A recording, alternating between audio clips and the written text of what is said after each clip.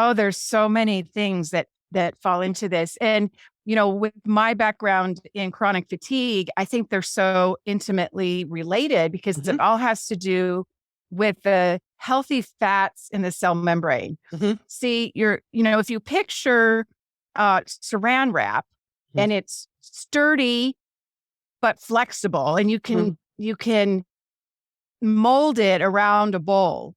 And that's the way our cell membranes are supposed to be. They're supposed to be sturdy but flexible. Okay. And what happens when you have these toxins, it's like you're holding the saran wrap over an open flame. It burns it.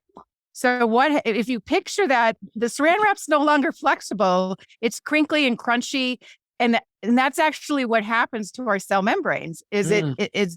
they get covered with this gook, and then the scientific name is oxidized fats, which are really, really unhealthy. If you think about what happens when you bite into a walnut, if you've ever bitten into a walnut and it's rancid and you're like, oh my Yeah. goodness, get that out of my mouth.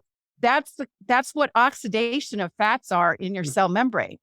And so this relates to diabetes because the damaged cell membrane from these oxidized fats cannot work right. The insulin receptors don't work right. It Mhm. relates to chronic fatigue because the mitochondria, which are our intracellular energizer bunnies that make energy, they have the same structure as the cell membrane. So it's all related. Mhm. And so if someone has chronic fatigue, if they don't feel good when they eat, they have the highs and the lows of their blood sugar. It could be that it's not that they aren't making enough insulin. They may be making plenty of insulin. They probably have too much insulin, and that leads to this inflammation.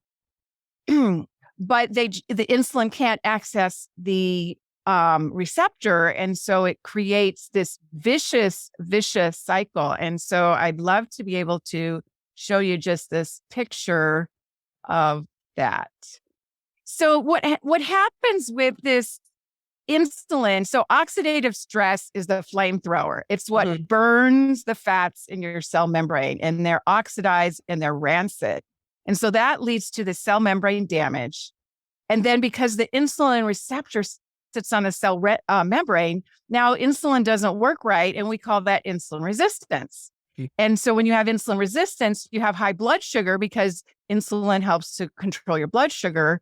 And then what happens when you have high blood sugar is you have more oxidative stress. So it creates this horrible vicious cycle of more inflammation, more membrane damage, more insulin resistance, higher blood sugar, and eventually you end up with diabetes and all the health problems that go along with diabetes.